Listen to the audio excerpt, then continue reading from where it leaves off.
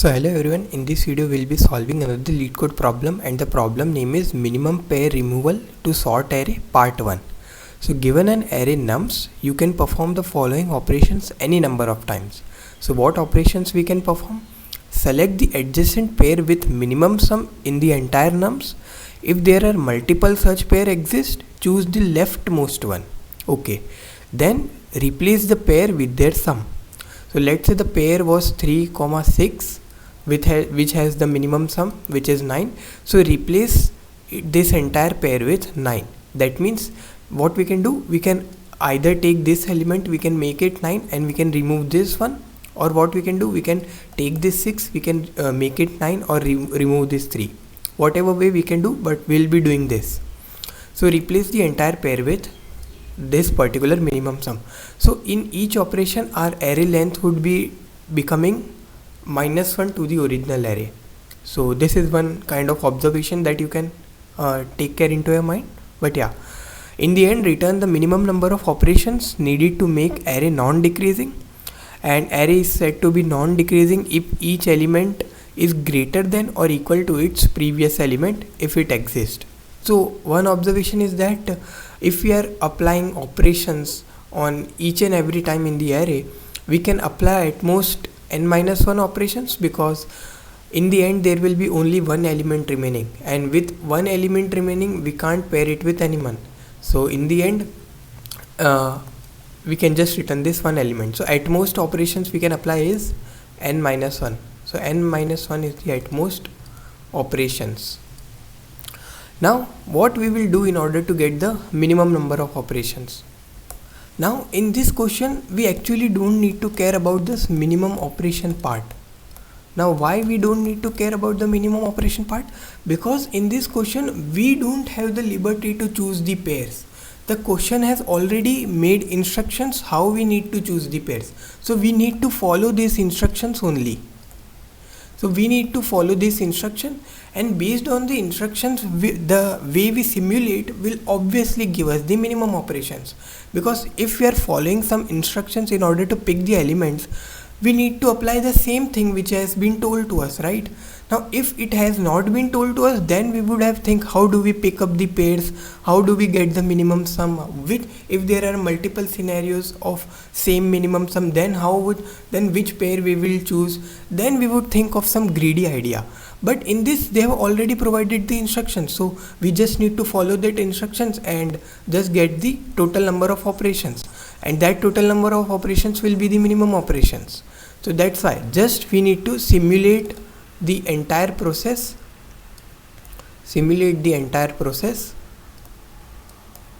and get the answer. So this will be the idea. So let us see the first example and then you will understand in more better way. So yeah, this is the first example and this is the nums array which is being given to us.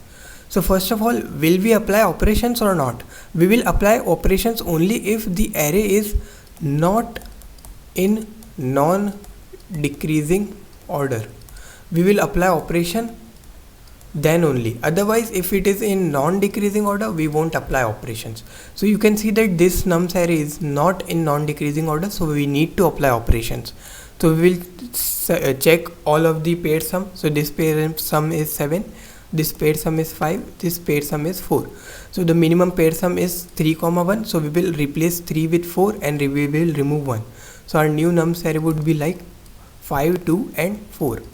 Now is this in non-decreasing order? No, it is not in non-decreasing order. So we need to again apply the operations. Till now our number of operation is 1. So we can check all of the pair sum. This is 7, this is 6. So this is the minimum pair sum. So we can replace 2 with 6 and we can remove 4. So our new array would look something like this: 5, 6. Now we will check whether this is in non-decreasing order or not. Yes, it is in non-decreasing order because 5 is greater than 6 and there is no element towards the right of 6. So this is in non-decreasing order. So we can say that okay, we applied 2 operations in order to get the entire nums array in non-decreasing order. So we will return the output as 2. So we just need to simulate the entire thing, and why we will get accepted, because the constraints on the num size is 50 and nums of I can go max up to 1000, and it can go as minimum as minus 1000. So we can apply the brute force way and we can just simulate the entire process. So we will just simulate the entire process. So let us see how we will do in terms of code. So let us summarize the thing, or let us see how will we do the things in terms of code.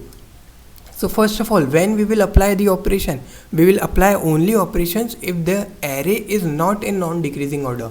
So first we will check whether the array is non-decreasing or not, is non-decreasing or not. Also we will not apply operation if the num size is only 1, because then we don't have any pair to choose. So also if num's size is greater than 1, then only we will be applying operation. So if num's size is greater than 1 and array is not in non-decreasing, then only apply operations. So first we will check whether it is in non-decreasing or not, and then we will check, okay, if it is in non-decreasing, then we can apply the operations. And how will we apply the operation? Check every pair sum, check every pair sum, keep track of minimum sum, keep track of min sum, then replace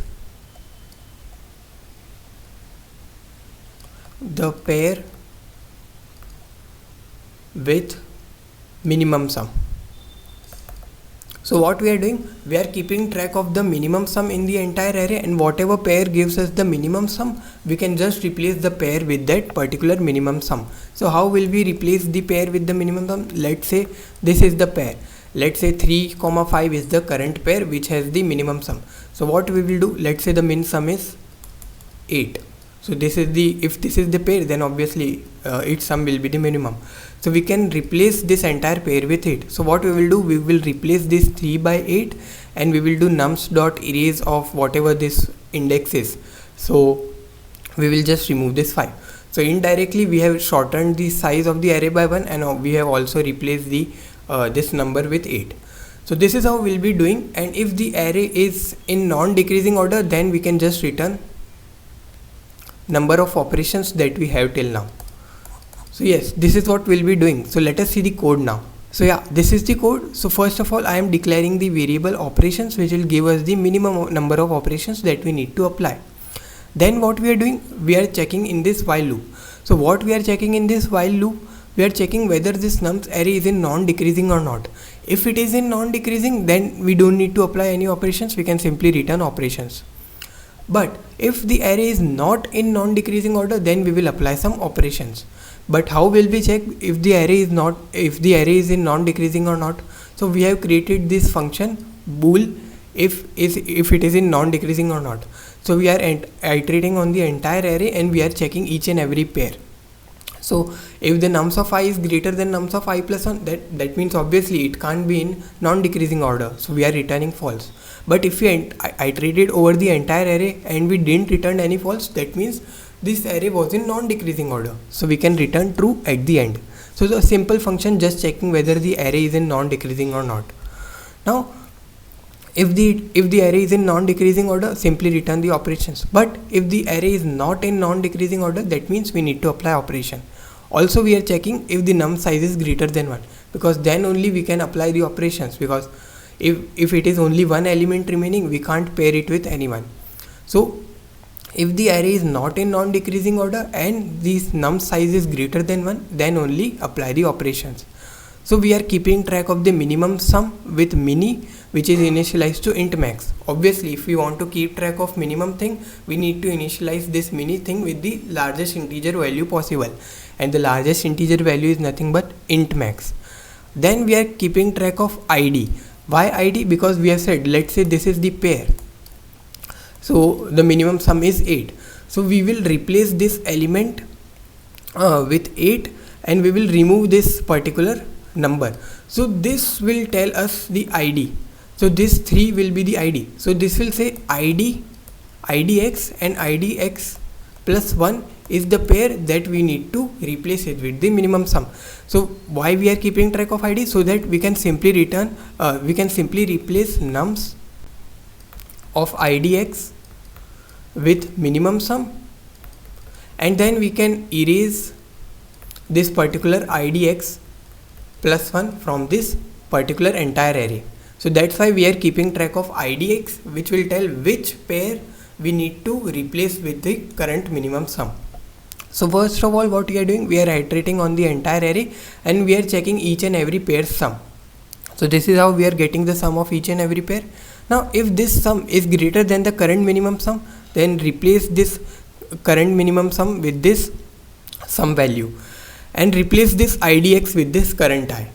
We are doing this in the entire array. So after iterating the entire array, we will get the pair with the minimum sum. Now after we get the pair with the minimum sum, let's say this is the pair with the minimum sum. So what we will do, we will replace this nums of IDX with their sum. So let's say this was the IDX. So we are replacing with this particular 8.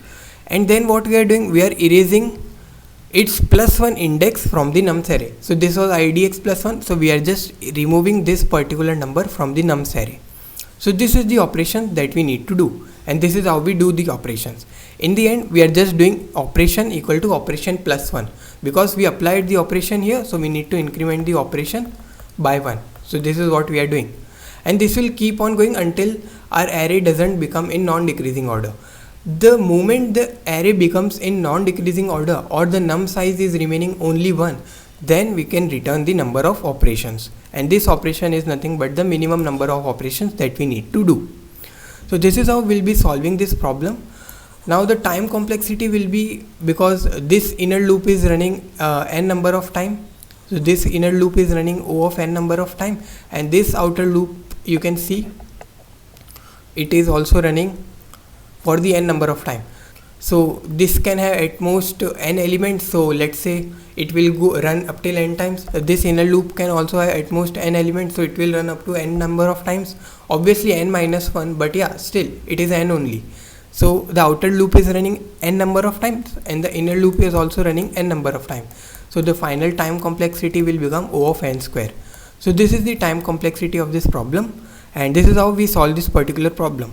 So I hope you understand this problem. Thank you for watching.